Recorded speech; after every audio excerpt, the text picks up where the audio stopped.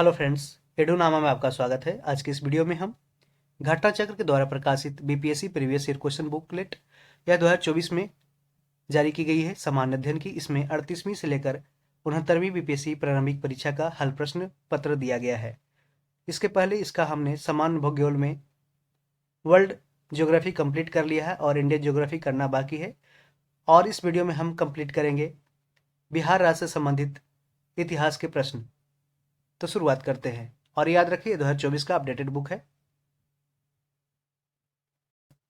और यह आने वाले बीपीएससी टीचर टीआरई 3.0 एग्जाम के लिए काफ़ी इंपॉर्टेंट रहने वाला है वीडियो, तो इसको कंप्लीटली देखें। पहला क्वेश्चन है कि जैन धर्म के प्रवर्तक महावीर जी का मोक्ष स्थान कहाँ है। तो महावीर जी 24वें तीर्थंकर थे जैन धर्म के और पहले तीर्थंकर थे ऋषभदेव। महावीर जी का प्रतीक क्या था? तो सिंह था, याद रखें सिंह था। जबकि 23वें तीर्थंकर पार्श्वनाथ का सांप प्रतीक था। ठीक है, तो जैन धर्म के प्रवर्तक महावीर जी का मोक्ष स्थान कहाँ स्थित है? तो इसका आंसर पावापुरी हो जाएगा, पावापुरी। ठीक है, ये बिहार शरीफ के पास है पावापुरी, नालंदा में। जैन धर्म के प्रवर्तक महावीर स्वामी का मोक्ष स्थान यानी कि निर्वाण पावापुरी में स्थित है। बिहार शरीफ से 8 किलोमीटर दक्षिण पूर्व पावापुरी जैनियों का प्रमुख तीर्थ स्थल है। पावापुरी बिहार के नालंदा से 25 किलोमीटर दूरी पर स्थित है। भगवान महावीर ने 527 ईसा पूर्व अर्थात 72 वर्ष की आयु में बिहार के पावापुरी में कार्तिक कृष्ण अमावस्या को निर्वाण यानी मोक्ष की प्राप्ति किया था। भारतीय हस्तशिल्प के संदर्भ में बिहार में सुजनी क्या है? तो सुजनी क्या है? तो एक प्रकार की कढ़ाई है, एक प्रकार की कढ़ाई पेंटिंग, इसको बोलते हैं सुजनी कढ़ाई। ठीक है, सुजनी कढ़ाई पेंटिंग। भारतीय हस्तशिल्प के संदर्भ में, इंडियन हैंडक्राफ्ट्स के संदर्भ में देखा जाए तो सुजनी एक प्रकार की कढ़ाई है जिसको जीआई टैग भी प्राप्त हो चुका है। जानते हैं जीआई टैग है जो 10 वर्षों के लिए दिया जाता है और किसी भी एक पार्टिकुलर लोकेशन के जो प्रोडक्ट अवेलेबल होते हैं, काफ़ी पॉपुलर होते हैं, उसे जीआई टैग वहाँ के लोकेशन के नाम से दिया जाता है। जैसे कि पहली बार जीआई टैग दिया गया था दार्जिलिंग चाय को। ठीक है, और सुजनी कढ़ाई को सुजानी के नाम से भी जाना जाता है। यह भारत में बिहार के भूसुरा गांव से उत्पन्न कढ़ाई का एक रूप है। इसे प्राचीन काल में रजाई बनाने का एक रूप माना जाता था, जिसमें पुरानी साड़ियों और धोतियों को रचनात्मक कैनवास के रूप में उपयोग किया जाता था। इसमें कपड़े के 2 या 3 बार मोड़ा जाता था और फिर उसमें नयापन लाने के लिए उपयोग किए गए कपड़ों पर सरल टांके लगाए जाते थे। ये सुजनी कढ़ाई की विशेषता है। कश्मीर घाटी के अंतिम मुस्लिम शासक यूसुफ शाह चक, जिन्हें मुगल सम्राट अकबर द्वारा बिहार में निर्वासित किया गया था, कहाँ पे ये दफन है? तो ये दफन है नालंदा में। नालंदा में कश्मीर घाटी के अंतिम मुगल शासक हैं यूसुफ शाह चक, जिसे मुगल सम्राट अकबर के द्वारा, पूछा जा सकता है किसके द्वारा? तो अकबर के द्वारा निर्वासित किया गया था। यूसुफ शाह चक की मृत्यु 1592 ईस्वी में निर्वासन के दौरान हुई, जिसे नालंदा बिहार में दफनाया गया है। वर्ष 1632 में बिहार के पटना शहर में कौन सी कंपनी ने अपनी फैक्ट्री स्थापित की थी? तो इसका आंसर हो जाएगा डच ईस्ट इंडिया कंपनी। तो डच ईस्ट इंडिया कंपनी 2 बार प्रीवियस ईयर में रिपीट किया है, तो 1632 में। आपको बता दें कि प्रीवियस ईयर क्वेश्चन से बीपीएससी है जो बहुत सारे क्वेश्चंस को रिपीट करते हैं, चाहे वो कोई भी बीपीएससी का एग्जाम हो। तो बीपीएससी टीआरई 3.0 के लिए काफ़ी इंपॉर्टेंट ये वीडियो रहने वाला है और इसके सारे जो पार्ट हम कराएंगे उसको आप बस देख लीजिए। बहुत सारे क्वेश्चंस आपको एग्जाम में जीएस से देखने को मिलेंगे। तो इसका answer Dutch east India company हो जाएगा 1632। और डच कौन सा है? तो हॉलैंड की company Dutch east India company थी। आगे देखते हैं कि Patna district gazetteer, Patna district gazetteer इतिहास की किसी मानक पुस्तक या अन्यत्र 1632 ईस्वी में पटना में डच फैक्ट्री की स्थापना का कोई प्रमाणन हमें नहीं प्राप्त हो सका है, किंतु बिहार लोक सेवा आयोग, क्योंकि बीपीएससी के द्वारा निरंतर यह प्रश्न पूछा जाता है और इसका उत्तर क्या है? तो 1632 ईस्वी मानता है। कुछ अप्रमाणित स्रोत में यह प्राप्त होता है कि सर्वप्रथम डचों ने पटना कॉलेज की उत्तरी इमारत में 1632 ईस्वी में डच फैक्ट्री की स्थापना की थी। इनकी रुचि सूती वस्त्र, चीनी, सोरा, अफीम आदि से संबंधित व्यापार में थी। स्वामी सहजानंद सरस्वती ने एक पत्रिका का प्रकाशन किया जिसका नाम क्या था? तो इसका नाम हुंकार था। स्वामी सहजानंद सरस्वती ने किया था हुंकार। स्वामी सहजानंद सरस्वती 1889 से लेकर 1950 तक इनका कार्यकाल है, को भारत में किसान आंदोलन का जनक कहा जाता है, स्वामी सहजानंद सरस्वती को। वो एक बुद्धिजीवी, लेखक, समाज सुधारक, इतिहासकार एवं किसान नेता थे। स्वामी सहजानंद सरस्वती आदि शंकराचार्य संप्रदाय के 10 नामी सन्यासी अखाड़े के दंडी सन्यासी थे। स्वामी जी ने हुंकार नामक एक पत्रिका का प्रकाशन भी किया था। और इसके साथ एक्स्ट्रा इन्फॉर्मेशन आपको बताते चले कि 1936 में ऑल इंडिया किसान सभा की स्थापना की गई थी 1936 में लखनऊ में, जिसके ये अध्यक्ष रहे थे, जबकि सचिव बनाए गए थे एन जी रंगा को, जो आंध्र प्रदेश के थे। देशेर कथा पुस्तक किसने लिखी थी? तो इसका आंसर हो जाएगा सखाराम गणेश देवस्कर ने देशेर कथा पुस्तक लिखी है। सखाराम गणेश देवस्कर ने। देशेर कथा यानी कि देश की बात महान क्रांतिकारी चिंतक और लेखक सखाराम गणेश देवस्कर द्वारा लिखित क्रांतिकारी विचारों से युक्त बांग्ला ये पुस्तक है। इसका प्रकाशन हुआ था 1904 में। बिहार में सर्चलाइट समाचार पत्र के संपादक कौन थे? बिहार में सर्चलाइट समाचार पत्र के संपादक कौन थे? एडिटर कौन थे? तो ये मुरली मोहन प्रसाद थे। मुरली मोहन प्रसाद, याद रखें, सर्चलाइट समाचार पत्र के संपादक थे। बिहार में सर्चलाइट समाचार पत्र का प्रकाशन हुआ था 1918 में सैयद हैदर हुसैन के द्वारा शुरू किया गया। सर्चलाइट सप्ताह में यह 2 बार प्रकाशित होने वाली अंग्रेजी समाचार पत्र था। अंग्रेजी था। मुरली मनोहर प्रसाद बिहार में सर्चलाइट समाचार पत्र के संपादक थे। आयोग ने त्रुटिवश मनोहर को मोहन लिखा है। ठीक है, यहाँ पे कुछ नाम में बस चेंजिंग है। मुरली मनोहर प्रसाद, ठीक है, तो आयोग ने त्रुटिवश मनोहर को मोहन लिखा है, तो मनोहर इसका सही नाम है, मुरली मनोहर प्रसाद। प्रारंभिक उत्तर कुंजी में बिहार लोक सेवा आयोग ने इस प्रश्न का उत्तर विकल्प ई माना था, लेकिन इसका आंसर हो जाएगा मुरली मोहन प्रसाद। ठीक है।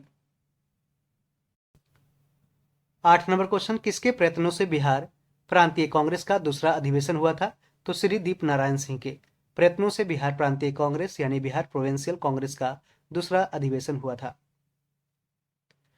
श्री दीप नारायण सिंह के विशेष प्रयत्नों के फलस्वरूप बिहार प्रांतीय कांग्रेस का दूसरा अधिवेशन 9 से 10 अप्रैल 1909 को भागलपुर में संपन्न हुआ था। इसके अध्यक्ष थे डॉक्टर सच्चिदानंद सिन्हा।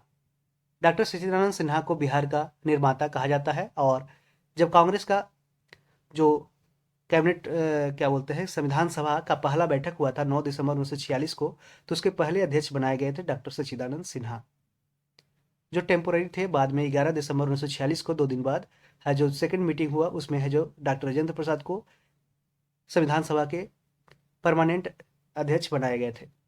अधिवेशन में जी के गोखले यानी गोपाल कृष्ण गोखले की विशेष उपस्थिति थी, अतः विकल्प इसमें सही उत्तर बी है। हजारीबाग में बिहारी स्टूडेंट कॉन्फ्रेंस का 16वां अधिवेशन कब हुआ था? तो ये 1921 ईस्वी में हुआ था। हजारीबाग में बिहारी स्टूडेंट कॉन्फ्रेंस का 16वां अधिवेशन 1921 में हुआ। भारत में 1913 में अनुशीलन समिति की एक शाखा की स्थापना किसने की थी? तो सचिंद्रनाथ सान्याल ने। क्रांतिकारी गतिविधियों को चलाने के लिए सचिंद्रनाथ सान्याल ने वर्ष 1913 में पटना में अनुशीलन समिति की एक शाखा की स्थापना की थी। इस समिति का उद्देश्य संगठित हिंसात्मक साधनों द्वारा अंग्रेजी शासन को नष्ट करके स्वतंत्रता को प्राप्ति करनी थी। बिहार में 1929 में किसान सभा आंदोलन का आरंभ किसने किया था? तो स्वामी सहजानंद सरस्वती ने बिहार में 1929 के किसान सभा आंदोलन का प्रारंभ किया था।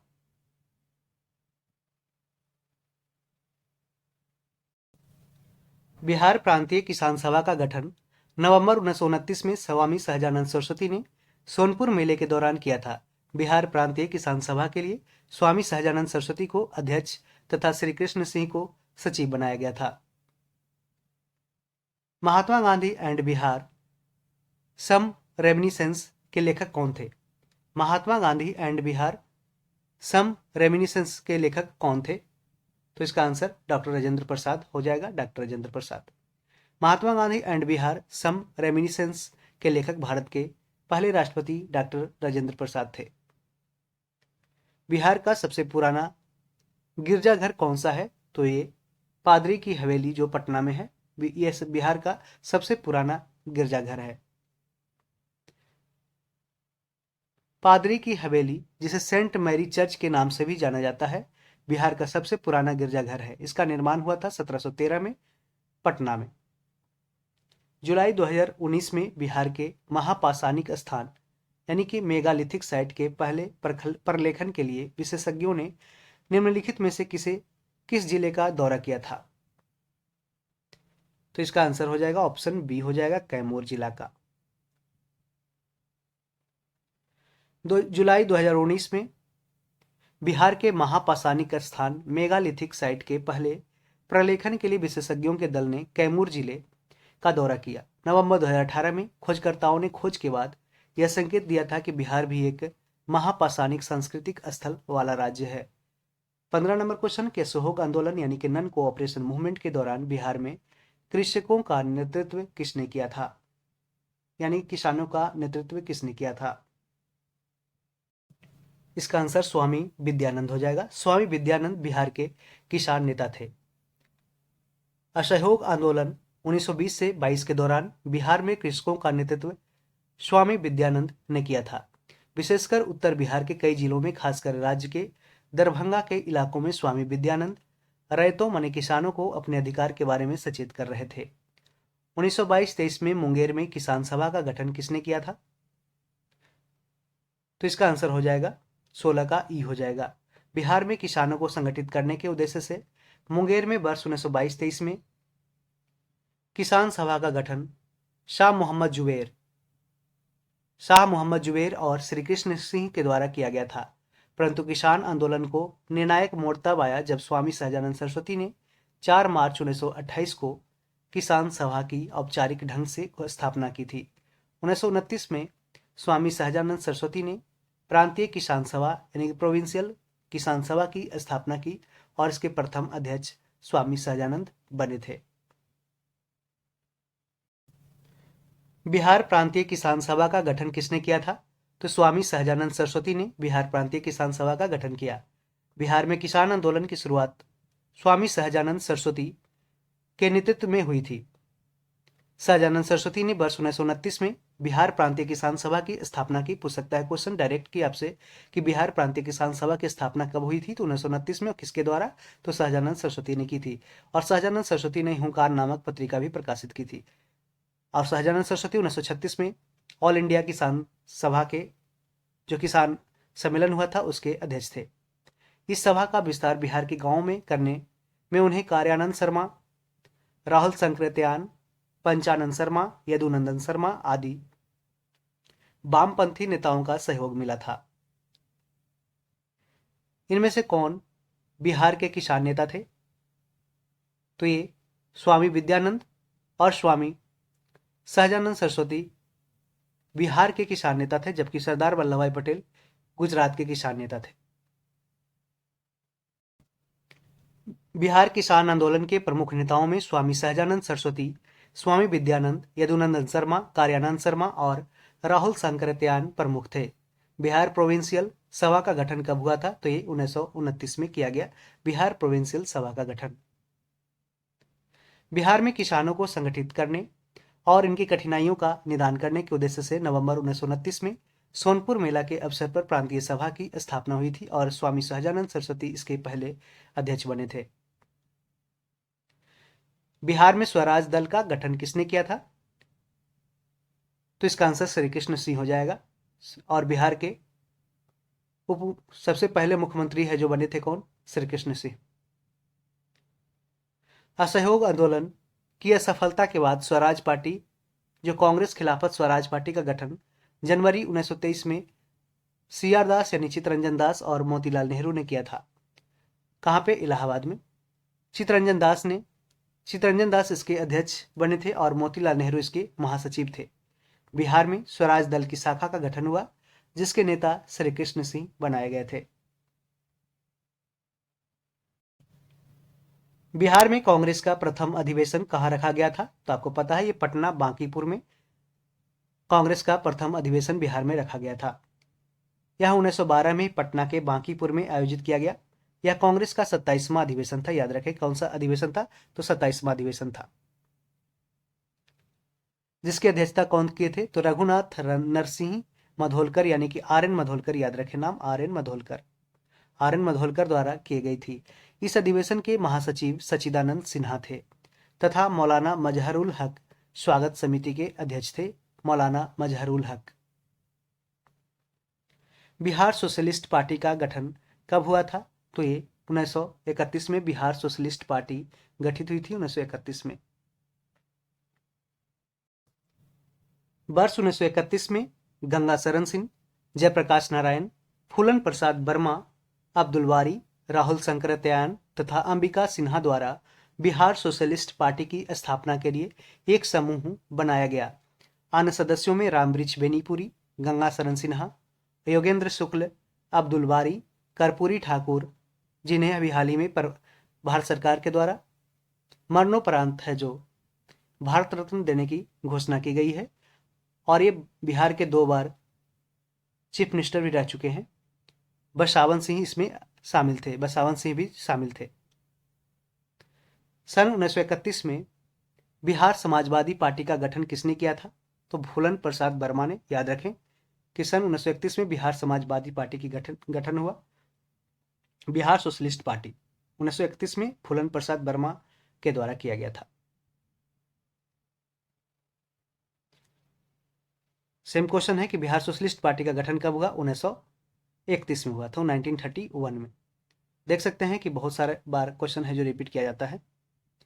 1931 में बनी बिहार सोशलिस्ट पार्टी के सचिव कौन थे? सचिव कौन थे? तो इसके सचिव थे जयप्रकाश नारायण। 1931 में गठित बिहार सोशलिस्ट पार्टी के सचिव थे जयप्रकाश नारायण, और इसके अध्यक्ष कौन थे? तो आचार्य नरेंद्र देव। देखिए, अ से आचार्य, अ से अध्यक्ष, इस तरीके से याद रख सकते हैं।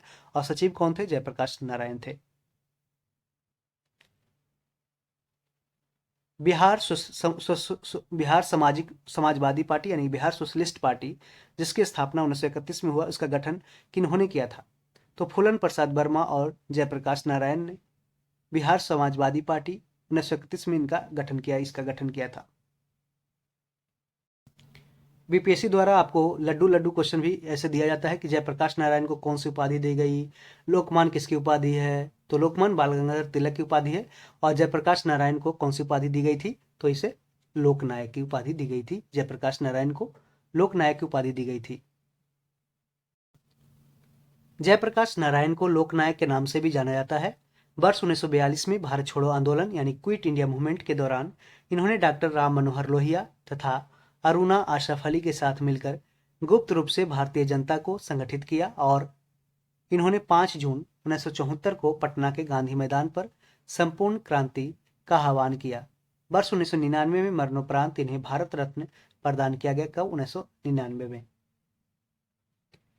अगला क्वेश्चन पूछा है खेल से कि बिहार से रश्मि कुमारी क्या है? तो एक क्या है? तो ये अंतर्राष्ट्रीय कैरम चैंपियन है, कैरम बोर्ड खेलती है। आप जानते हैं कैरम बोर्ड खेलना आप लोग जानते होंगे, बचपन में खेलते थे। बिहार से रश्मि कुमारी एक अंतर्राष्ट्रीय कैरम चैंपियन है। बिहार की रश्मि कुमारी एक प्रसिद्ध अंतर्राष्ट्रीय कैरम खिलाड़ी है। वह दूसरी, तीसरी और 5वीं एशियाई कैरम चैंपियनशिप, चौथी विश्व कप कैरम चैंपियनशिप 1999 में, प्रथम मलेशिया ओपन इत्यादि प्रतियोगिताओं की विजेता रही है रश्मि कुमारी।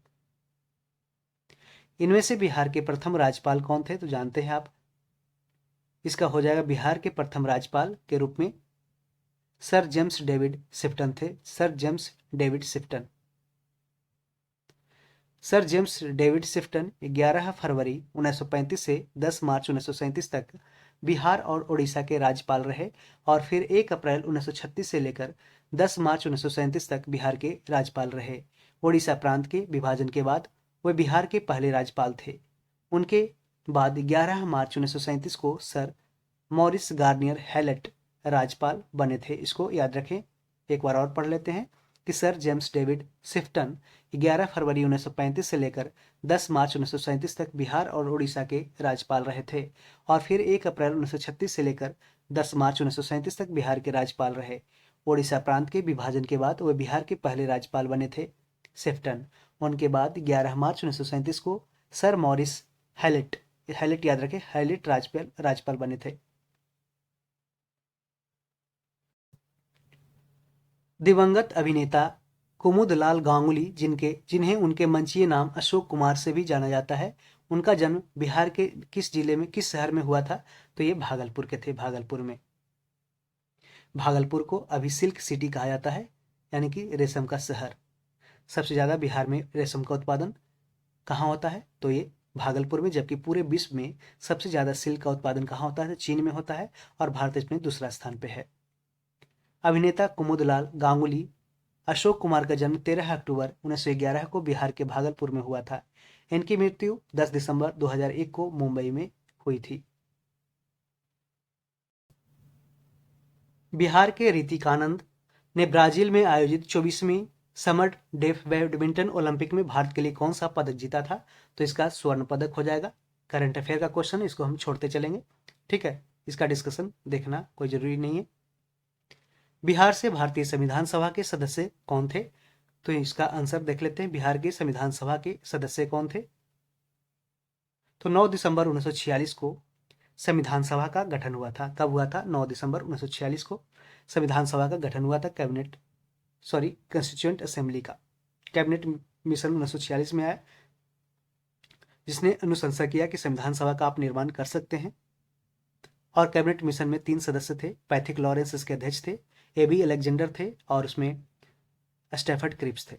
इसके पहले अस्थायी अध्यक्ष बनाए गए सच्चिदानंद सिन्हा, जो बिहार के थे, और इन्हें बिहार का निर्माता कहा जाता है। 11 दिसंबर 1946 को डॉक्टर राजेंद्र प्रसाद संविधान सभा के पहले अस्थायी अध्यक्ष बनाए गए थे। बिहार से संविधान सभा के लिए 36 सदस्य, कितने सदस्य, 36 सदस्य चुने गए थे, जिसमें अनुग्रह नारायण सिंह, जिन्हें बिहार विभूति कहा जाता है, राजेंद्र प्रसाद, जगजीवन राम, श्याम नंदन सहाय, सच्चिदानंद सिन्हा इत्यादि प्रमुख थे। नेक्स्ट क्वेश्चन, 1872 यानी कि 1872 में बिहार हेराल्ड आरंभ किया था किसने, तो बाबू गुरु प्रसाद सेन ने बिहार हेराल्ड 1872 में स्टार्ट किया था। बाबू गुरु प्रसाद सेन ने 1872 में बिहार में सर्वप्रथम अंग्रेजी अखबार द बिहार हेराल्ड को प्रकाशित किया था। बिहार में 1937 में गठित प्रथम भारतीय मंत्रिमंडल का नेतृत्व किसने किया था, तो इसका आंसर हो जाएगा मोहम्मद यूनुस हो जाएगा, मोहम्मद यूनुस। तो बिहार में 1937 में गठित प्रथम भारतीय मंत्रिमंडल का नेतृत्व किया था मोहम्मद यूनुस ने। बिहार में वर्ष 1937 में गठित प्रथम बिहार मंत्रिमंडल का नेतृत्व मोहम्मद यूनुस, जो 1 अप्रैल 1937 से 19 जुलाई 1937 तक ने किया था। इसके बाद श्री कृष्ण सिंह ने मंत्रिमंडल का नेतृत्व 20 जुलाई 1937 से 31 अक्टूबर 1939 तक किया था। राजेंद्र प्रसाद ने किसे पाकिस्तान का जन्मदाता माना है, तो लॉर्ड मिंटो को। राजेंद्र प्रसाद ने पाकिस्तान का जन्मदाता यानी फादर ऑफ पाकिस्तान किसे माना है, तो लॉर्ड मिंटो ने। और क्यों माना है, इसका एक्सप्लेनेशन देखते हैं।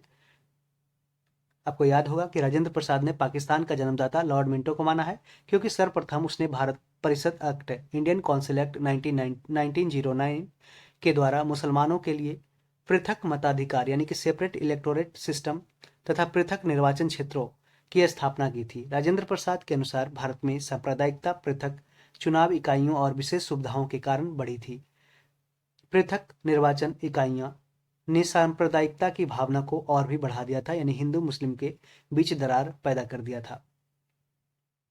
पटना लॉन का गांधी मैदान के रूप में नामकरण कब किया गया था, पटना लॉन का गांधी मैदान के रूप में नामकरण कब किया गया था। गांधी मैदान बिहार की राजधानी पटना में स्थित एक ऐतिहासिक मैदान है। वर्ष 1948 से पहले इसका नाम पटना लॉन था। भारत का पहला चंपारण सत्याग्रह शुरू करने के बाद महात्मा गांधी की विशाल जनसभा जनवरी 1918 में इसी गांधी मैदान में आयोजित की गई थी। यहाँ स्मारक के तौर पर महात्मा गांधी की सबसे ऊंची 70 मीटर प्रतिमा वर्ष 2013 में स्थापित की गई। महात्मा गांधी की मृत्यु 30 जनवरी 1948 के बाद पटना लॉन का नाम बदलकर गांधी मैदान किया गया था। अतः इस प्रश्न का उत्तर हो जाएगा ई हो जाएगा, मोर देन एबव, जबकि आयोग ने इसे उत्तर डी दिया है। उत्तर डी में क्या दिया है, देख सकते हैं कि भारत के स्वतंत्रता के अवसर पे ऐसा नहीं है, ठीक है। 1995 की समाप्ति पर बिहार में जिलों की कुल संख्या कितनी थी, तो ये 55 थी, 55। वर्ष 1995 की समाप्ति पर बिहार में जिलों की कुल संख्या 55 थी। 15 नवंबर 2000 को 18 जिलों के साथ झारखंड राज्य के निर्माण के साथ ही बिहार में 37 जिले शेष बचे थे। वर्तमान में बिहार में जिलों की कुल संख्या 38 है और ये 38वां जिला कौन सा बना है, तो अरवल जिला बना है, जो जहानाबाद से सटे जिला है अरवल जिला। और जब झारखंड है जो कितने जिलों के साथ है जो झारखंड बना था, तो ये 15 नवंबर 2000 को बिहार से 18 जिलों के साथ है जो झारखंड बिहार से अलग हुआ। और बिहार में शेष कितने जिले बच गए थे, 37 जिले। और टोटल अगर जोड़ दिया जाए तो 8 7 15 और 55 जिले, ठीक है। तो टोटल 55 जिले बिहार में थे, जिसमें 37 रह गए और 18 और वर्तमान में 38 जिले हैं। पटना को प्रांतीय राजधानी कब बनाया गया था, किसके द्वारा बनाया गया था, तो शेरशाह सूरी के द्वारा पटना को प्रांतीय राजधानी बनाया गया। तारीख दाऊदी के विवरण के अनुसार शेरशाह ने पटना नगर के भौगोलिक एवं सामरिक महत्व को जानने के बाद 1541 ईस्वी में यहाँ एक मजबूत किले का निर्माण किया और इसे बिहार राज्य की राजधानी बनाया गया। पटना का प्राचीन नाम पाटलिपुत्र था, जिसे मगध के सम्राट अजातशत्रु ने बसाया था। मगध के सम्राट अजातशत्रु ने पटना को बसाया था। अजातशत्रु के उत्तराधिकारी उदयन ने पाटलिपुत्र यानी पटना को अपनी राजधानी बनाया था। और ये दरोगा 64 पोस्ट मेंस में लास्ट ईयर पूछा गया क्वेश्चन है कि पाटलिपुत्र को अपनी राजधानी किसने बनाया था, तो उदयन इसका आंसर हो जाएगा।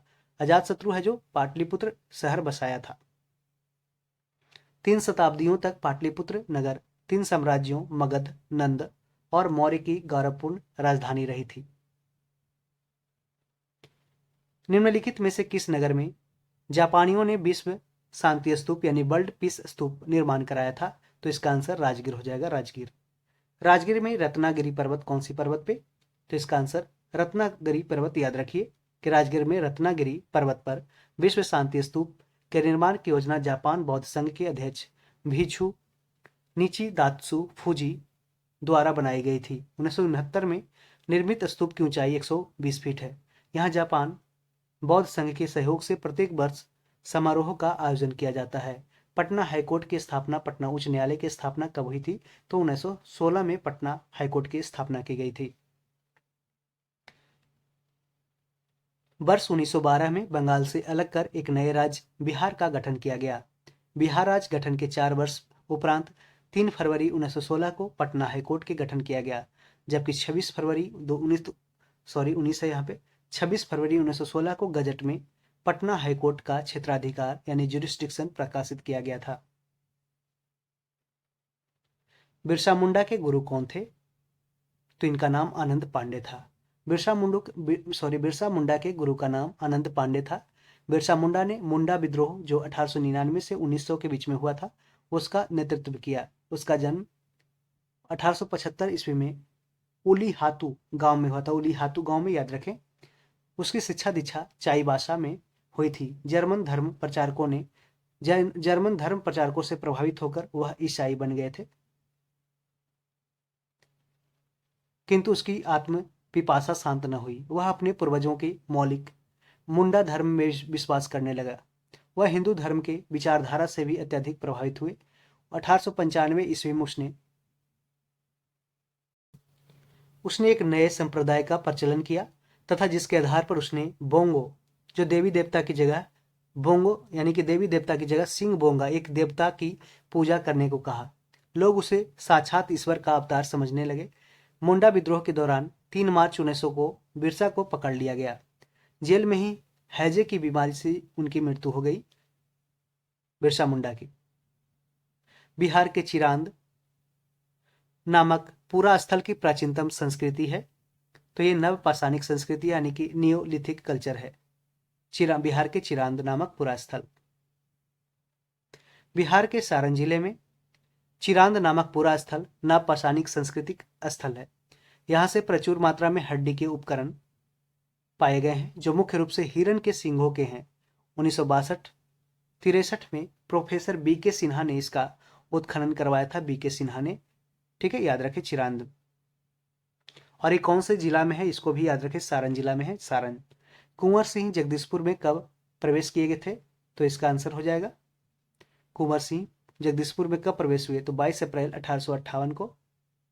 बाबू वीर कुंवर सिंह 1000 पैदल सैनिक और कुछ घुड़सवारों के साथ जगदीशपुर आरा पहुंचे थे। अपनी जख्मी बाह को खुद अपनी तलवार से काटकर उन्होंने गंगा को समर्पित कर दिया था। कुंवर सिंह के जगदीशपुर लौटने की खबर पाकर अंग्रेजी सेना ली ग्रांड के नेतृत्व में 22 अप्रैल 1858 को शाम को आरा से रवाना हुई थी।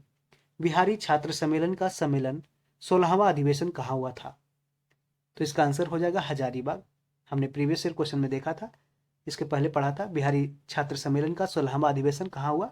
तो हजारीबाग में हुआ। अक्टूबर 1921 में हुआ था, अक्टूबर 1921 में। इस अधिवेशन की अध्यक्षता कौन किया था? तो सरला देवी ने, सरला देवी ने। 1904 ईस्वी में देवघर जो अभी झारखंड में है, देवघर में गोल्डन लीग की स्थापना ब्रिटिश का बहिष्कार और स्वदेशी आंदोलन की प्रगति के लिए की गई। कहां पे? 1904 ईस्वी में देवघर जो तत्कालीन बिहार में था उस समय, अब झारखंड में है, गोल्डन लीग की स्थापना की गई, जिसका उद्देश्य ब्रिटिश का बहिष्कार और स्वदेशी आंदोलन की प्रगति करना था। भागलपुर में आंदोलन की शुरुआत 1906 ईस्वी में हुई थी, जहां सुरेंद्र नाथ बनर्जी ने अन्य समर्थकों के साथ स्वदेशवाद पर व्याख्या दिया और इसका समर्थन किया था। बाबा ठाकुर दास ने पटना में किस सोसाइटी की स्थापना की थी? तो इसका उत्तर हो जाएगा रामकृष्ण मिशन सोसाइटी की स्थापना बाबा ठाकुर दास ने पटना में किया था। बाबा ठाकुर दास ने वर्ष 1906 से 7 में पटना में रामकृष्ण मिशन सोसाइटी की स्थापना की और दी मदरलैंड नामक समाचार पत्र का संपादन और प्रकाशन शुरू किया। स्वतंत्रता पश्चात बिहार का प्रथम राज्यपाल कौन था? तो आप लोग जानते हैं कि जयराम दास दौलत राम। स्वतंत्रता बाद बिहार के प्रथम राज्यपाल के रूप में जयराम दास दौलत राम बने, जिनका कार्यकाल था 15 अगस्त 1947 से लेकर 1 जनवरी 1948 तक। इसके बाद माधव श्रीहरि अन्य ने 12 जनवरी 1948 से लेकर 14 जून 1952 तक बिहार के सेकंड राज्यपाल रहे थे, द्वितीय राज्यपाल। बिहार का कौन सा शहर 5 पहाड़ियों से घिरा हुआ है? तो इसका उत्तर हो जाएगा बिहार का राजगीर शहर 5 पहाड़ियों से घिरा हुआ है, जिसका उल्लेख महाभारत और रामायण में भी मिलता है। राजगीर की पहाड़ियां विश्व में प्रसिद्ध है। इन 5 पहाड़ियों के नाम विपुलगिरी, रत्नागिरी, उदयगिरी, स्वर्णगिरी और वैभवगिरी है।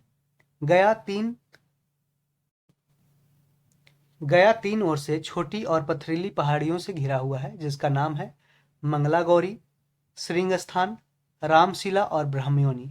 और बीपीएससी पीटी में ये एक बार पूछा भी गया क्वेश्चन कि ब्रह्मयोनी कहाँ पे है, तो ये गया में है, गया में। उसी तरह से रामशिला याद रख सकते हैं, श्रृंगस्थान, मंगला गौरी, ये कहाँ पे है? सारे गया जिला में है। उस क्षेत्र की पहचान करें जहां संथालों ने 1855-56 में अपनी सरकार की घोषणा कर दी थी। तो कहाँ पे? ये भागलपुर राजमहल क्षेत्र में, भागलपुर राजमहल। 1855-56 में संथाल विद्रोह मुख्यतः ब्रिटिश शासन के विरुद्ध हुआ था।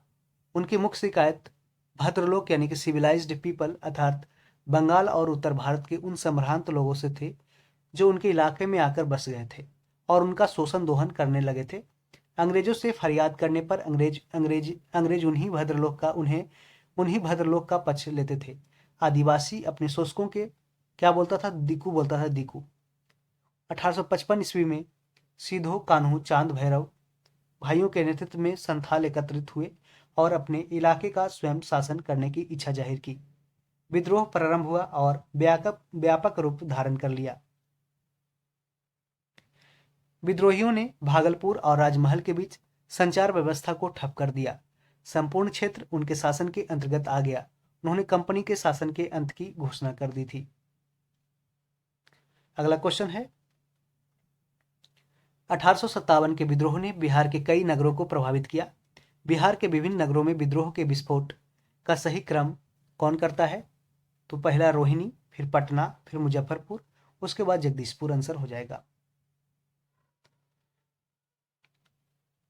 कंपनी सरकार कई कारणों से बिहार को महत्वपूर्ण प्रशासनिक क्षेत्र मानती थी। संथाल परगना जिला अंतर्गत देवघर सब डिवीजन के रोहिणी नामक गांव में देसी स्थल सेना के 32वीं रेजिमेंट की एक कंपनी का मुख्यालय था। 7 से 12 जून 1857 की संध्या में पहल इसी टुकड़ी ने विद्रोह किया था। पटना में 3 जुलाई 1857 को विद्रोह हुआ। उसके बाद 25 जुलाई 1857 को मुजफ्फरपुर में तथा 26 जुलाई को कुंवर सिंह ने आरा जगदीशपुर में विद्रोह किया कब? 26 जुलाई को। इसको डेट को याद रखें कि कुंवर सिंह ने आरा जगदीशपुर में कब विद्रोह किया? 26 जुलाई को। और याद रखें पटना में कब हुआ था? 3 जुलाई 1857 को।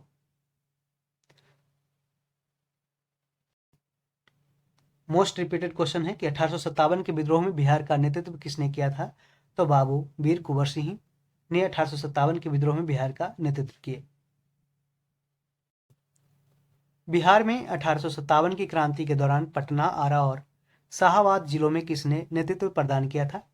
तो वीर कुंवर सिंह ने। वीर कुंवर सिंह ने। बिहार में 1857 की क्रांति के दौरान पटना, आरा और शाहाबाद जिलों में कुंवर सिंह ने नेतृत्व किया। 1857 में जब उन्होंने दानापुर में तैनात सिपाहियों की कमान संभाली तब वह लगभग 80 बरस के थे। बिहार के किस नेता ने महात्मा गांधी के साथ किसान आंदोलन का नेतृत्व किया था? तो ये राजकुमार शुक्ल थे। राजकुमार शुक्ल ने ही गांधी जी को तिनकठिया सिस्टम से ग्रसित किसानों की मदद के लिए बिहार के चंपारण जिला बुलाया था। और 1917 में गांधी जी ने पहला है जो सत्याग्रह किया, जिस कारण से तिनकठिया सिस्टम वहां से हट गया था। राजकुमार शुक्ल के साथ गांधी जी कलकत्ता से और देखिए कि राजकुमार शुक्ल कौन से गांव के थे? तो मुरली भरावा गांव से थे। मुरली भरावा पूछ सकता है। राजकुमार शुक्ल के साथ गांधी जी कलकत्ता से 7 अप्रैल 1917 को प्रस्थान कर 10 अप्रैल को पटना पहुंचे थे। 15 अप्रैल से गांधी जी ने किसानों से मिलना प्रारंभ किया। उनके साथ राजकुमार शुक्ल, धरणीधर, रामनवमी प्रसाद आदि प्रमुख व्यक्ति रहे थे। बिहार के सुप्रसिद्ध संत सरफुद्दीन मनेरी का संबंध सूफियों के किस संप्रदाय से है? तो इसका आंसर हो जाए फिरदौसी संप्रदाय से। सरफुद्दीन अहमद, जिनका नाम 1262 ईस्वी में मनेर पटना में इनका जन्म हुआ था, कि सरफुद्दीन अहमद जिनका जन्म 1262 ईस्वी में मनेर पटना में हुआ और जिसकी मृत्यु 1380 में बिहार शरीफ में हुई थी, फिरदौसिया सिलसिला के सूफी थे। उन्होंने सोहरावर्दी की अरबी कृति अदब उल मुरीदीन पर एक भाष्य लिखा। उनकी प्रसिद्ध कृति है मकतूबात ए सदी। मकतूबात ए सदी किसकी कृति है? तो सोहरावर्दी की है। नेक्स्ट क्वेश्चन है कि अलीवर्दी खान को किस वर्ष बिहार का डिप्टी गवर्नर नियुक्त किया गया था? तो 1733 में। कब? 1733 में।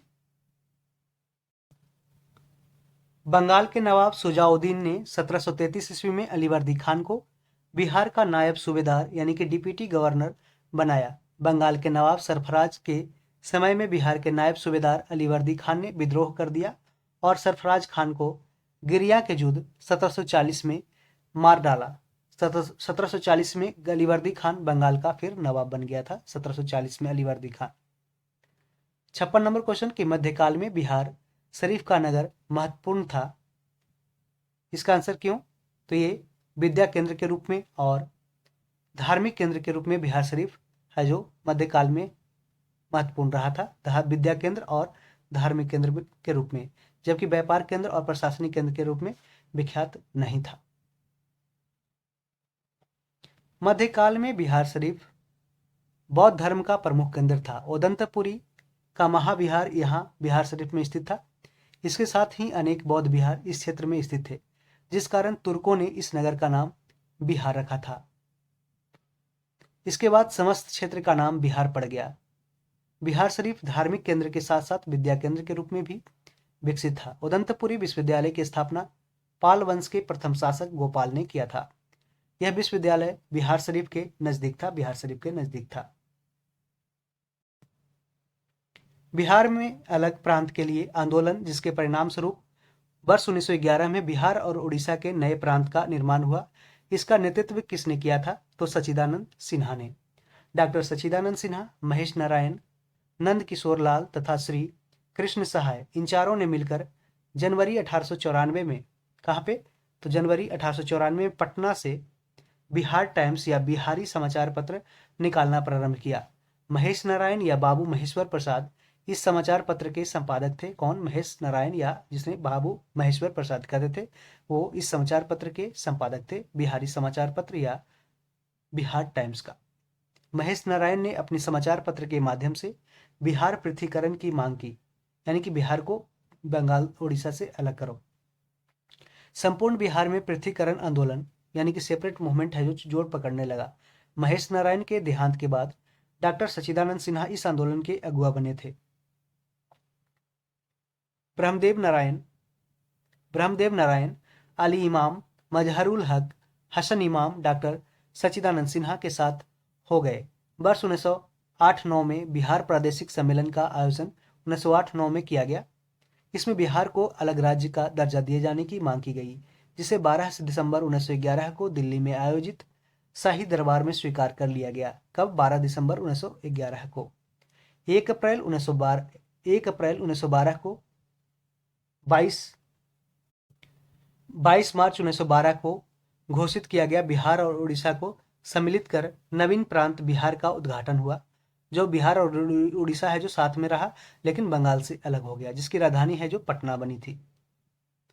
भारत शासन अधिनियम 1935 द्वारा 1 अप्रैल 1936 को ओडिशा को बिहार से अलग कर दिया गया और एक नया राज्य बनाया गया ओडिशा को बिहार से अलग करके।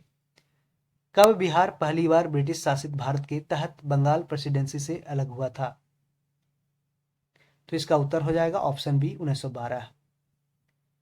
अप्रैल 1912 में बिहार औपचारिक तौर पर बृहत्तर बंगाल से अलग हुआ। सबसे पहले इसने बड़ी एकल संस्थागत इकाई का गठन किया है। पहले काउंसिल में लेफ्टिनेंट गवर्नर का कार्यालय, जिसका सचिवालय गवर्नमेंट हाउस यानी बाद में राजभवन में था, जो वर्ष 1920 तक चला था, और फिर गवर्नर की कार्यालय परिषद, जिसके तहत वर्ष 1937 में देश में विधानसभा के लिए पहले प्रांतीय चुनावों की व्यवस्था की गई। अंततः स्वतंत्रता के बाद के काल में राज्यपाल का कार्यालय अपने वर्तमान स्वरूप में अस्तित्व में आया। राज्यपाल की शक्ति, कार्य और संवैधानिक स्थिति को देश द्वारा अपनाए गए संविधान द्वारा परिभाषित किया गया था। 26 जनवरी 1950 को इसने खुद को संसदीय स्वरूप वाली सरकार के साथ एक लोकतांत्रिक गणराज्य घोषित किया, जिसमें केंद्र में राज्य का प्रमुख राष्ट्रपति और राज्य या प्रांत में राज्यपाल होता है, जबकि वास्तविक कार्यकारी शक्तियां परिषद के पास होती है। केंद्र में प्रधानमंत्री और राज्य में मुख्यमंत्री के नेतृत्व में मंत्रियों की संख्या यह आज तक है जो जारी है। भारतीय कला में स्तूप, चैत्य और विहार का निर्माण निम्नलिखित में से किससे संबंधित है? तो इसका आप जानते हैं बौद्ध धर्म से संबंधित है। स्तूप, विहार और चैत्य बौद्ध और जैन मठ परिसरों का हिस्सा रहे हैं, लेकिन इसकी अधिकांश संख्या बौद्ध धर्म से संबंधित है। 3री शताब्दी ईसा पूर्व में स्तूप की संरचना का सबसे अच्छा उदाहरण राजस्थान के बेराट में है। राजस्थान के कहाँ पे? बेराट में है। यह एक बहुत ही भव्य स्तूप है, जिसमें एक गोलाकार टीला और परिक्रमा पथ है। यहाँ पे इस तरीके से है जो बनाया जाता है, ठीक है, इस तरीके से स्तूप बनाया जाता है। यहाँ पे है जो दीवार गेट रखा जाता है और इस चारों तरफ है जो घूमने का बनाया जाता है प्रदक्षिणा पथ। सांची का महान स्तूप अशोक के राज्य काल में, और इस तरीके से ऊपर है जो छतरी भी बनाया जाता है, ठीक है। सांची का महान स्तूप अशोक के राज्यकाल में ईंटों से बनाया गया था। तो ध्यान रहे, सांची का महान स्तूप अशोक के राज्यकाल में ईंटों से बनाया गया था और बाद में इसे पत्थरों से रिपेयर किया गया था, परिमार्जित किया गया था। किस वर्ष ओडिशा को बिहार से अलग किया गया? तो इसका उत्तर है 1936 में गवर्नमेंट ऑफ इंडिया एक्ट 1935 के द्वारा ओडिशा को बिहार से अलग किया गया। आधुनिक बिहार का निर्माता सच्चिदानंद सिन्हा को माना जाता है। सच्चिदानंद सिन्हा भारत के प्रसिद्ध राजनीतिक, शिक्षाविद, अधिवक्ता और पत्रकार थे। सच्चिदानंद सिन्हा को आधुनिक बिहार प्रांत का वास्तविक निर्माता माना जाता है। निसंदेह बिहार के बंगाल से पृथ्वीकरण आंदोलन की वे आत्मा थे और बिहार और उड़ीसा प्रांत का गठन उनके अथक प्रयासों का ही प्रतिफल था। सच्चिदानंद सिन्हा को संविधान सभा का प्रथम अस्थायी अध्यक्ष बनाया गया। संविधान सभा की पहली बैठक 9 दिसंबर 1946 को संसद भवन के सेंट्रल हॉल में सच्चिदानंद सिन्हा की अध्यक्षता में की गई थी। बिहार का भारत में एक स्वतंत्र प्रदेश बना था तो 1912 में। 22 मार्च 1912 को जारी उद्घोषणा के द्वारा बंगाल से अलग कर बिहार और उड़ीसा नाम से नए राज्य का गठन किया गया, जो 1 अप्रैल 1912 से प्रभावी हुआ। 1 अप्रैल 1936 को बिहार और उड़ीसा अलग हो गए और एवं दोनों अलग राज्य के रूप में अस्तित्व में आ गए थे। 22 मार्च को बिहार दिवस भी मनाया जाता है, इसको याद रखें। बिहार बंगाल से अलग कब हुआ? तो 1912 में। ठीक है, कई बार क्वेश्चन रिपीट किया गया, इसमें भी 1912 आंसर हो जाएगा। बिहार दिवस का क्या महत्व है जो हर साल 22 मार्च को मनाया जाता है? तो 1912 में बिहार के बंगाल प्रेसिडेंसी से अलग होने को याद करने के लिए 22 मार्च को बिहार दिवस मनाया जाता है। एक भारतीय राज्य के रूप में बिहार कब बना? तो 1936 में। एक भारतीय राज्य के रूप में बिहार बना 1936 में, क्योंकि 1936 में है जो ओडिशा है जो बिहार से अलग हुआ और बिहार एक सेपरेट स्टेट बन गया। वर्ष 1936 तक बिहार और ओडिशा संयुक्त रूप से एक प्रांत थे। 1936 में भारत शासन अधिनियम 1935 द्वारा बिहार को एक अलग राज्य के रूप में स्थापित किया गया। इसी कारण प्रश्नानुसार बिहार लोक सेवा आयोग ने इसका उत्तर है जो ऑप्शन सी यानी कि वर्ष 1936 रखा है। और 1937 में बर्मा म्यांमार को है जो भारत से अलग किया गया गवर्नमेंट ऑफ इंडिया एक्ट 1935 के द्वारा, इसको भी याद रखें। ब्रिटिश शासन के दौरान बिहार को एक अलग प्रांत का दर्जा किस वर्ष प्राप्त हुआ था? तो 1936 में। किस अधिनियम के तहत बिहार एक अलग राज्य बना था? तो भारत सरकार अधिनियम यानी गवर्नमेंट ऑफ इंडिया एक्ट 1935 के द्वारा बिहार एक अलग राज्य बना था 1936 में। बंगाल और बिहार में भूमि पर किराएदारों के अधिकार को बंगाल किराएदारी अधिनियम यानी कि बंगाल टेनेंसी एक्ट द्वारा कब स्वीकार किया गया? बंगाल और बिहार में भूमि पर किराएदारों के अधिकार को बंगाल किराएदारी अधिनियम द्वारा कब स्वीकार किया गया? तो इसका उत्तर हो जाएगा 1885 में। बंगाल किराएदारी अधिनियम 1885 के द्वारा बंगाल और बिहार में भूमि पर किराएदारों के अधिकार को स्वीकार किया गया। इस अधिनियम को बनाने का मुख्य उद्देश्य जमींदार काश्तकार के भूमि से संबंधित प्रथागत अधिकारों को प्रख्यापित करना था। बिहार विधान परिषद की पहली बैठक किस वर्ष है जो बुलाई गई थी? बिहार विधान परिषद की पहली बैठक 1913 में बुलाई गई थी। कब? 1913 में। बिहार विधान परिषद की पहली बैठक 20 जनवरी 1913 को पटना के बांकीपुर में हुई थी। इंडियन काउंसिल एक्ट 1861 और 1909 में संशोधन कर गवर्नमेंट ऑफ इंडिया एक्ट 1912 द्वारा बिहार विधान परिषद का गठन किया गया, जिसमें 3 पदेन सदस्य, 21 निर्वाचित सदस्य और 19 मनोनीत सदस्य थे। यहाँ पे बता दें आपको कि बांकीपुर जो आपको है जो अशोक राजपथ रोड में आपको देखने को मिल जाएगा सब्जी बाग के पास। ठीक है, बांकीपुर पोस्ट ऑफिस। और पहले पटना जो स्टेशन है उसका नाम बांकीपुर स्टेशन था। बिहार के प्रथम भारतीय गवर्नर कौन थे? ये क्वेश्चन पूछा गया था और कई लोगों ने इसमें गलती भी किया था। तो इसका आंसर हो जाएगा सत्येंद्र प्रसाद सिन्हा हो जाएगा। बिहार के प्रथम भारतीय गवर्नर थे सत्येंद्र प्रसाद सिन्हा। लॉर्ड सत्येंद्र प्रसाद सिन्हा वर्ष 1920 से 21 तक बिहार एवं ओडिशा के गवर्नर रहे थे। इस पद पर नियुक्त होने वाले ये प्रथम भारतीय थे। 1908 के छोटा नागपुर कास्ट अधिनियम ने रोक लगाई थी बेठ बेगारों पे। वर्ष 1902 से 10 के बीच सर्वेक्षण और भूमि प्रबंध तथा वर्ष 1908 के छोटा नागपुर काश्तकारी अधिनियम ने आदिवासियों के खुटकट्टी अधिकारों को मान लिया तथा बेठ बेगारी या बलात् श्रम, जिसे बलात् श्रम कहते हैं फोर्स्ड लेबर, उसका उन्मूलन कर दिया। आदिवासियों को अपनी भूमि पर कानूनी संरक्षण मिल गया था। छोटा नागपुर काश्तकारी कानून कब पारित हुआ था? तो 1908 में। कब? 1908 में छोटा नागपुर काश्तकारी कानून पारित हुआ। बिहार विधानसभा में अनुसूचित जाति यानी कि शेड्यूल्ड कास्ट एससी के उम्मीदवारों के लिए कितनी सीटें आरक्षित है? तो 38 सीटें हैं। 38 सीटें। बिहार विधानसभा में कुल 243 सीट है।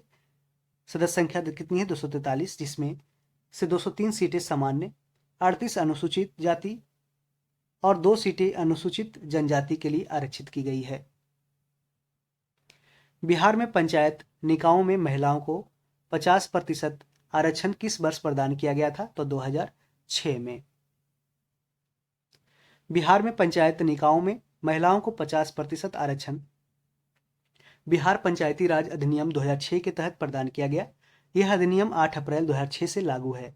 बिहार में त्रिस्तरीय पंचायती राज प्रणाली में सबसे निचले स्तर पर ग्राम पंचायत, प्रखंड स्तर पर पंचायत समिति और जिला स्तर पर जिला परिषद है। ध्यान रहे, एक बार क्वेश्चन में पूछा गया था कि जो पंचायत समिति बनती है वो किस स्तर पे बनती है, तो प्रखंड स्तर पे बनती है, यानी कि ब्लॉक लेवल पे बनती है, जबकि निचले स्तर पे ग्राम पंचायत बनती है और जिला स्तर पे जिला परिषद बनती है, डिस्ट्रिक्ट काउंसिल। मूल रूप से बिहार शब्द का अर्थ क्या होता है, तो इसका उत्तर है बौद्ध मठ। बौद्ध मठ मूल रूप से बिहार शब्द का अर्थ है। ठीक है, बिहार मतलब ऐसे घूमना होता है और बिहार मतलब मठ भी होता है। प्राचीन संस्कृत, प्राकृत और पाली साहित्य में बिहार नाम के किसी प्रदेश का उल्लेख नहीं प्राप्त होता है। 12वीं सदी के अंत में उदंतपुरी के साथ इस प्रदेश के बहुसंख्यक बौद्ध विहारों के कारण इसका नाम बिहार पड़ा, जो बाद में अपभ्रंश के कारण बिहार हो गया। सो विहार विहार बोलते बोलते बिहार बोलने लगा। ठीक है, 1866-67 के नील खेतिहारों के बिहार में हुए विद्रोह के क्षेत्र की पहचान करना है, तो इसका उत्तर ऑप्शन सी हो जाएगा, दरभंगा और चंपारण। उत्तर बिहार के नीलहे रैयत यानी कि जो नील की खेती करने वाले किसानों ने अत्याचार से त्रस्त और अपने दुखमय जीवन से उबकर 1866-67 में विद्रोह कर दिया। विद्रोह की आग पहले पहल लाल सरैया कोठी में फूटी, वहां से होता हुआ यह विद्रोह चंपारण और फिर दरभंगा में फैल गया। राजकुमार शुक्ल किस गांव के निवासी थे, तो ये मुरली भरहवा गांव के निवासी थे, पश्चिम चंपारण में। राजकुमार शुक्ल पश्चिम चंपारण जिले के मुरली भरहवा नामक गांव के निवासी थे। इन्होंने महात्मा गांधी से वर्ष 1916 में लखनऊ में मुलाकात कर चंपारण आने का अनुरोध किया था। गांधी जी ने चंपारण पहुंचकर जबरन नील की खेती करवाने के खिलाफ सत्याग्रह शुरू किया था। 1917 में चंपारण में गांधी जी को आमंत्रित कौन किया था, तो राजकुमार शुक्ल ने। और ऐसा एक बार ट्रेंड बन गया था कि 66, 65, 64 पीटी, सारे पीटी में एक चंपारण सत्याग्रह में किसका रोल था, किसने गांधी जी को आमंत्रित किया। राजकुमार शुक्ल से क्वेश्चन पूछता ही था बीपीएससी, और आगे भी बीपीएससी टीचर हेड में पूछा जाएगा, इसको ध्यान रखें। ठीक है, अगला क्वेश्चन है कि किसने दुखी आत्मा, दुखी हृदय जैसे छद्मनामों के तहत लिखकर चंपारण के किसानों की दुर्दशा पे प्रकाश डाला था, तो पीर मोहम्मद मुनीस ने। पीर मोहम्मद मुनीस ने दुखी आत्मा, दुखी हृदय जैसे छद्मनामों के तहत लिखकर चंपारण के किसानों की दुर्दशा पर प्रकाश डाला था। पीर मोहम्मद मुनीस जानते हैं दुखी आत्मा, दुखी हृदय जैसे छद्मनामों से अपनी पुस्तक क्या है, तो चंपारण की दुर्दशा लिखकर चंपारण के किसानों की दुर्दशा पर प्रकाश डाला है। इनकी अन्य प्रमुख पुस्तकें हैं चंपारण में अत्याचार, चंपारण में महात्मा गांधी, हिंदू मुस्लिम एकता इत्यादि। तो पूछ सकता है किसका है, तो ये पीर मोहम्मद मुनीस का है। चंपारण में अत्याचार, चंपारण में महात्मा गांधी, हिंदू मुस्लिम एकता, पीर मोहम्मद मुनीस। 83 नंबर क्वेश्चन, 1830 के दशक में पटना नगर केंद्र था, तो ये बहावी आंदोलन का केंद्र था। 1830 के दशक में पटना। बहावी आंदोलन मूलतः अरब से आरंभ हुआ था। इसके आदि प्रवर्तक का नाम अब्दुल बहाब था, उन्हीं के नाम पर इसका नाम बहावी आंदोलन पड़ा था। आरंभ में यह सांस्कृतिक और धार्मिक आंदोलन था। भारत में बहावी आंदोलन के जन्मदाता और आदि प्रचारक उत्तर प्रदेश के रायबरेली जिले के सैयद अहमद रायबरेलवी थे। 1830 के दशक में सैयद अहमद के पटना यात्रा के समय पटना बहावी आंदोलन का प्रमुख केंद्र बन गया था। भागलपुर में नमक सत्याग्रह का नेतृत्व किसने किया था, तो महादेवलाल सराफ ने। महादेवलाल सराफ ने भागलपुर में नमक सत्याग्रह का नेतृत्व किया। दीप नारायण सिंह, रामेश्वर नारायण अग्रवाल, कैलाश बिहारी लाल आदि ने इनके साथ दिए थे। निम्नलिखित में से किस नगर में सूर्य मंदिर स्थित है, तो ये देव में। बिहार का प्रसिद्ध सूर्य मंदिर देव में स्थित है। ऐसी मान्यता है कि यहाँ पर स्थित एक तालाब जो सूर्य मंदिर के सामने है से बिहार का प्रसिद्ध पर्व छठ की शुरुआत हुई थी। यह मंदिर वर्तमान मंदिर बिहार के औरंगाबाद जिले में स्थित है, देव मंदिर। 1930 और 1932 में बरही कांग्रेस ने सफलतापूर्वक अंग्रेजी हुकूमत को किस जिले से नाकाम कर दिया था, तो इसका आंसर हो जाएगा मुंगेर जिला। 1930 और 1932 में बरही कांग्रेस ने सफलतापूर्वक अंग्रेजी हुकूमत को मुंगेर जिले से नाकाम कर दिया था। इनमें से किसने बिहार में पहले कांग्रेस मंत्रिसभा का नेतृत्व किया था? तो श्री कृष्ण सिन्हा ने बिहार में पहले कांग्रेस मंत्रिसभा का नेतृत्व किया था। डॉक्टर श्री कृष्ण सिन्हा। श्री कृष्ण सिंह, जिन्हें श्री कृष्ण सिन्हा के नाम से भी जाना जाता है, भारतीय राज्य बिहार के प्रथम मुख्यमंत्री थे। 1937 के प्रथम कांग्रेस मंत्रिसभा में बिहार के मुख्यमंत्री उस समय प्रधानमंत्री को कहा जाता था, इसमें बने थे। 1946 में श्री कृष्ण सिंह पुनः बिहार के मुख्यमंत्री बने और वर्ष 1961 तक मृत्यु पर्यंत 31 जनवरी 1961 तक इस मुख्यमंत्री पद पर बने रहे। बिहार के प्रथम मुख्यमंत्री कौन थे? तो उसका उत्तर मिल गया, श्री कृष्ण सिंह थे बिहार के प्रथम मुख्यमंत्री। सन 1939 में बिहार में अंबारी सत्याग्रह का नेतृत्व किसने किया था? तो इसका उत्तर हो जाएगा राहुल सांकृत्यायन ने 1939 में बिहार में अंबारी सत्याग्रह का नेतृत्व किया था। बिहार यूथ लीग का गठन कब हुआ था? तो 1928 में बिहार यूथ लीग का गठन हुआ था। और ये देखिए, बीपीएससी स्कूल टीचर हेडमास्टर 9 दिसंबर 2023 को ये पूछा गया क्वेश्चन है। प्रसिद्ध क्रांतिकारी और स्वतंत्रता सेनानी प्रोफेसर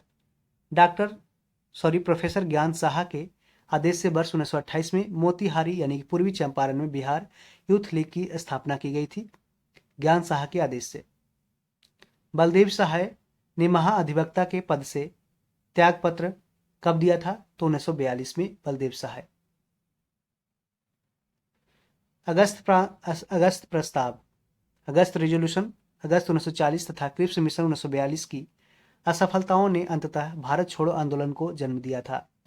इस दौरान देश में राष्ट्रीय सरकार की स्थापना की मांग को अस्वीकार किए जाने पर 7 से 8 अगस्त 1942 को बंबई के ग्वालियर टैंक मैदान में अखिल भारतीय कांग्रेस की वार्षिक बैठक में वर्धा प्रस्ताव की पुष्टि कर दी गई। भारत छोड़ो आंदोलन 9 अगस्त 1942 को शुरू होते ही ब्रिटिश सरकार ने कांग्रेस के सभी उच्च स्तरीय नेताओं को ऑपरेशन जीरो आवर के तहत गिरफ्तार या नजरबंद कर लिया। इसी के विरोध में बिहार के महाधिवक्ता बलदेव सहाय ने वर्ष 1942 में अपने पद से त्यागपत्र दे दिया था। रामविलास पासवान ने अपना राजनीतिक सफर किस राजनीतिक दल से प्रारंभ किया था? तो संयुक्त सोशलिस्ट पार्टी से। रामविलास पासवान ने अपना राजनीतिक जीवन संयुक्त सोशलिस्ट पार्टी के सदस्य के रूप में शुरू किया और 1969 में विधायक बने थे। कब? 1969 में विधायक बने। इसके बाद वर्ष 1974 में वे लोक दल में शामिल होकर फिर चुने गए। 1977 में वे हाजीपुर लोकसभा से रिकॉर्ड मतों के अंतर से जीते थे। 1983 में उन्होंने दलित सेना का गठन किया। कब? 1983 में दलित सेना। 1989 में जनता दल से हाजीपुर लोकसभा से पुनः रिकॉर्ड मतों से जीते।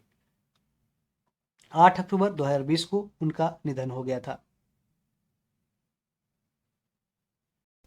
बिहार के राजनीतिज्ञ स्वर्गीय रघुवंश प्रसाद सिंह पहली बार किस लोकसभा के लिए निर्वाचित हुए थे? तो इसका उत्तर हो जाएगा 11वीं लोकसभा के लिए।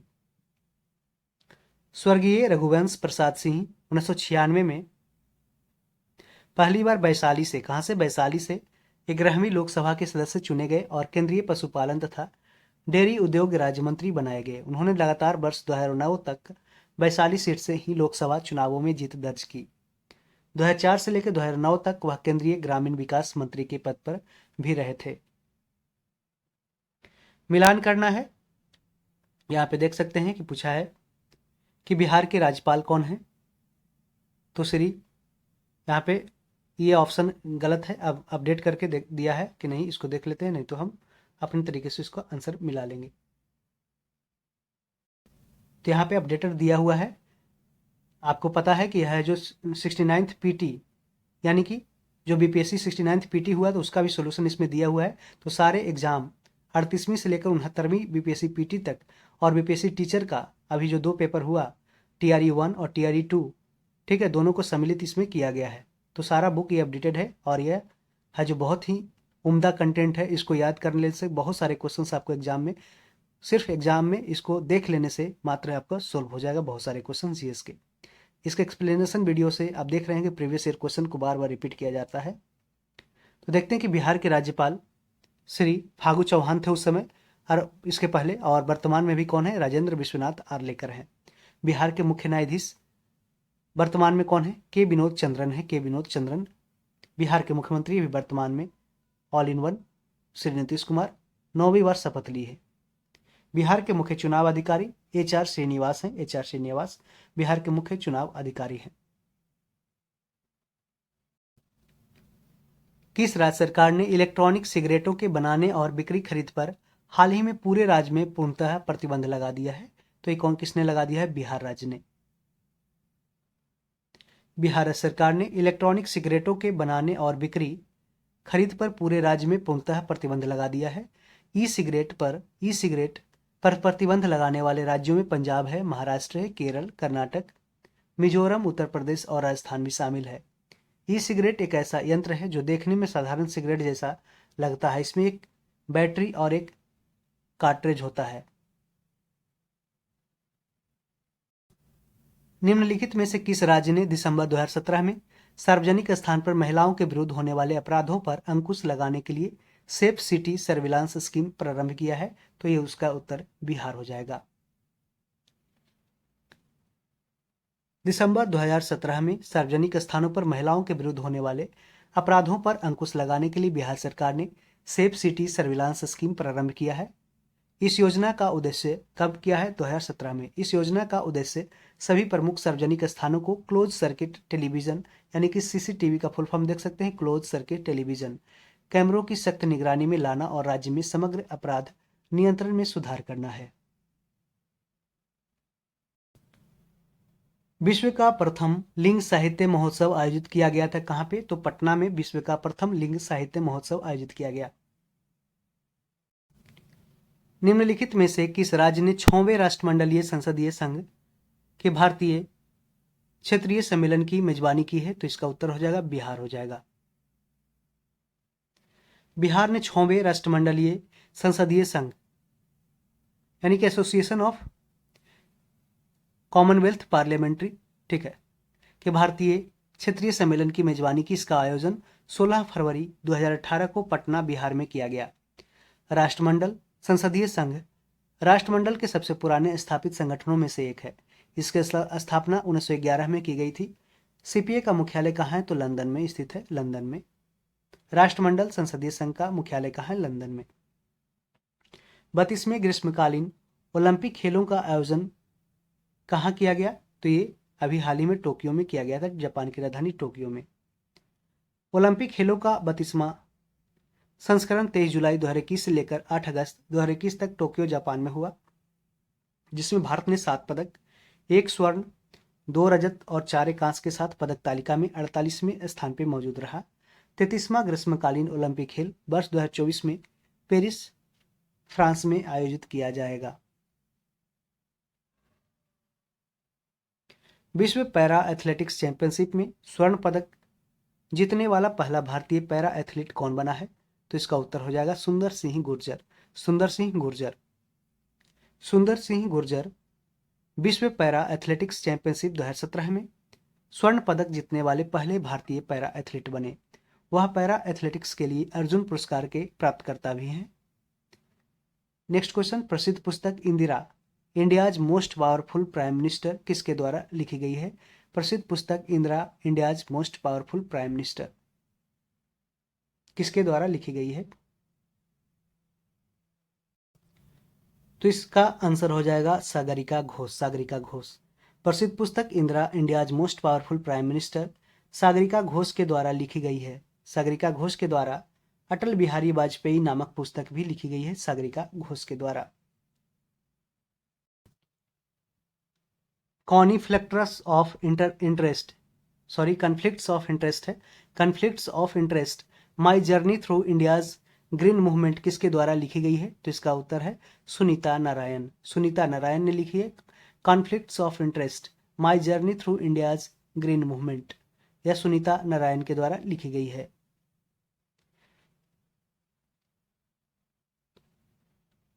सुनीता नारायण एक पर्यावरणविद यानी कि एनवायरमेंटलिस्ट और राजनीतिक कार्यकर्ता रही। उन्हें वर्ष 2005 में भारत सरकार से पद्मश्री प्राप्त हुआ था।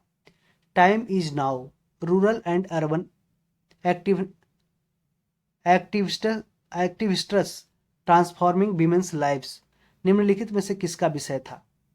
देख सकते हैं इस तरीके से क्वेश्चन पूछा है, इसे डीपीओ का क्वेश्चन है। तो इसका उत्तर हो जाएगा ऑप्शन डी, अंतर्राष्ट्रीय महिला दिवस 2018 का यह विषय था।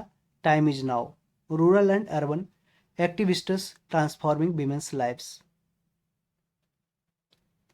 अंतर्राष्ट्रीय महिला, ठीक है, अंतर्राष्ट्रीय महिला दिवस 2018 का विषय था। अंतर्राष्ट्रीय महिला दिवस कब मनाया जाता है? 8 मार्च को मनाया जाता है। ठीक है, अंतर्राष्ट्रीय महिला दिवस 2018 का विषय था time is now, rural and urban activists transforming women's life. जबकि अंतर्राष्ट्रीय महिला दिवस 2023 का विषय क्या है?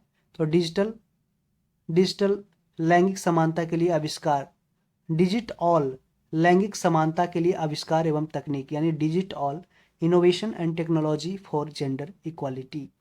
तो इस तरीके से हमने बिहार पब्लिक सर्विस कमीशन के जितने सारे एग्जाम्स कंडक्ट किए गए हैं उसमें सारे एग्जाम में पूछे गए हिस्ट्री, बिहार के हिस्ट्री से, इतिहास से पूछे गए, चाहे वो एंशिएंट हो, चाहे मेडाइवल हो, चाहे वो मॉडर्न हो, तीनों हिस्ट्री को कंबाइंड रूप से है जो बिहार के इतिहास से पूछे गए सारे सवाल को हम 1 घंटे के अंदर आपको है जो प्रोवाइड किया है।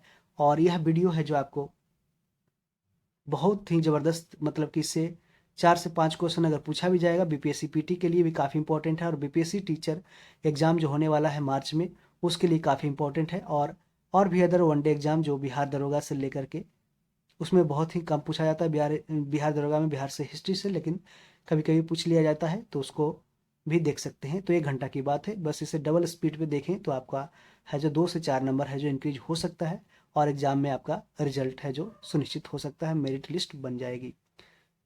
तो thank you, all the best, और इसे अपने दोस्तों में शेयर करना ना भूलें। चैनल पे पहली बार आए हैं तो चैनल को ज़रूर सब्सक्राइब करें, क्योंकि ऐसे ही वीडियो हम आपके लिए लगातार लाते रहेंगे। और इसके पहले हमने है जो घटना चक्र का जो अभी नया बुक ये वाला आया है, इसका हमने वर्ल्ड ज्योग्राफी का कंप्लीट वीडियो 2.5 घंटे का आपको है जो उपलब्ध करा दिया है, जिसका लिंक डिस्क्रिप्शन में मौजूद रहेगा, आप उसे जाकर देख सकते हैं। और भी हमने यूथ कंपटीशन टाइप्स का marathon video, ancient, medieval, modern का, यूपी पीसीएस का प्रीवियस ईयर क्वेश्चन, यूपी में जितने एग्जाम हुए हैं उसका है जो उसमें डिटेल एनालिसिस किए हैं, तो उसे आप भी जाकर देख सकते हैं। Thank you, all the best, keep watching, keep sharing.